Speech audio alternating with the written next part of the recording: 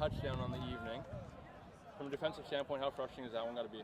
Yeah, I mean, from a head coach standpoint, it's how to lose a game one-on-one. Turnovers, special teams blunders, just not taking care of the football. To me, I said to the guys, this is a fucking playoff game in the third quarter, and we ended up basically just kind of giving them the bag. There's a really, really good team over there. They're well coached. They got a lot of ballers. But to throw 3 picks, have a couple special teams gaffes. We weren't protecting Jupe, and we weren't going up and get the ball either. So, defensively, we played pretty good. I'd like for some things to do better, but yeah, I mean, obviously, how to lose a game one-on-one. Yeah, as you said, played pretty good defensively. What do you guys think about your game plan, executing that fairly well with Phil on Zion and keeping them fairly quiet throughout the game?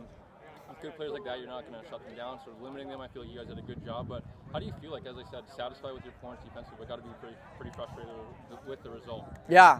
I mean, even defensively, to win a playoff game, you need to force more turnovers as well, and have some bigger plays on second and long or third down as well that we didn't make. But, I thought Phil stepped up. He came to the challenge to cover probably the best receiver in the league, one of the best receivers in the league, and he did really well.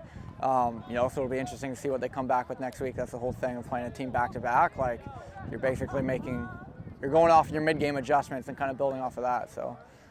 Up in the booth, it was, I'm sure, quite frustrating for the offense because they were getting some stuff going, but when it came to converting into, money downs, money situations in the red zone, they were unable to. And obviously, the 2 big turnovers that are huge in this game. But what do you guys say about offensively? As Jupe was fairly efficient once again, just unable to kind of come away with some touchdowns. Yeah, there's just some fractures on that side right now that I think just needs to get cleaned up with more communication. Like, Jupe needs to see what the OC's seeing, and OC needs to see what Jupe is seeing. So it's like if they can get on the same page, points will come. But right now, they just got to do a better job in the film room and preparation to make sure that we do convert yards into points. And it's like flipping the field. Just a little bit more better drives so we can flip the field.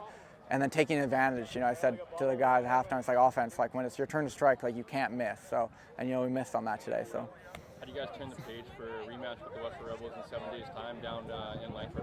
Yeah, I just got to hit the film room, see what they did and see what we struggled with, and we go right back at it. Like that game was 4-3 at halftime and was basically tied until the fourth quarter until it fell apart. So, if a couple bounces go our way, or if we just execute a little bit better, we win that football game. So. I expect another really strong game next week.